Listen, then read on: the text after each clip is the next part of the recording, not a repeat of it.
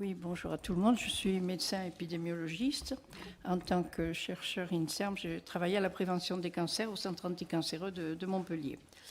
La grosse question, c'est est-ce que les faibles doses d'irradiation sont reconnues comme cancérigènes? En fait, nous le savions depuis 2015 parce que la première publication de cette fameuse cohorte INWORKS, dont vous avez peut-être entendu parler, qui est une cohorte faite d'ouvriers du nucléaire des États-Unis, d'Angleterre et de France. Donc, on a réuni un grand nombre d'individus et on connaît leur exposition très précisément puisqu'ils portaient des dosimètres. Donc, c'est vraiment des conditions d'études qui sont excellentes.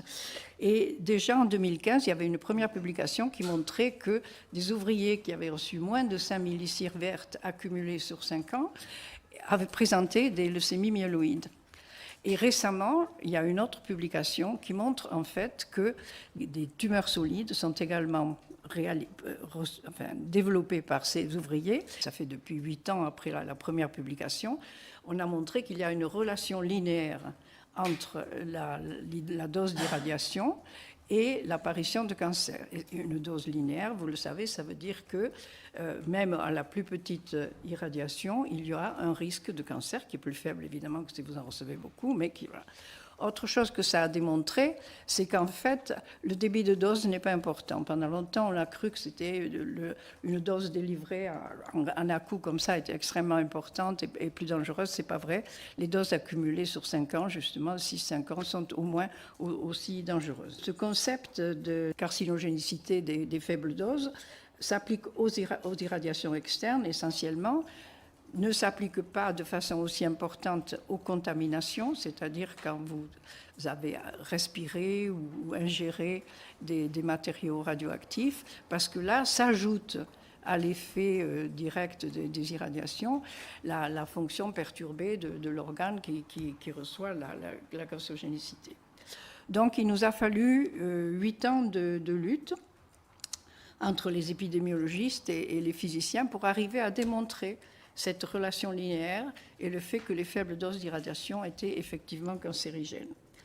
Bon, on les refusait avant parce qu'on dit les épidémiologistes, ils basent leurs données sur des simples associations, mais là, pas du tout.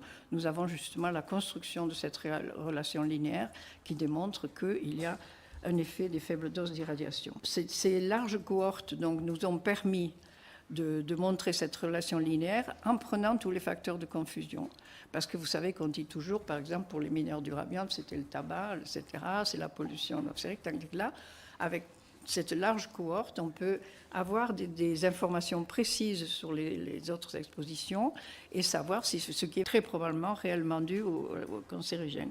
Ceci dit, il ne faut pas oublier la notion d'exposome et ce qui fait que si vous avez une toute petite irradiation assez légère, puis que vous ayez par-dessus un problème d'ingestion de pesticides chimiques et puis de la pollution radioactive, eh bien, tout ça, ça vous fait un beau cocktail, n'est-ce pas, qui vous rend d'autant plus sensible au cancer. Donc, il ne faut plus refuser, enfin, il ne faut plus s'arrêter sur ce facteur de confusion, de tabac, etc.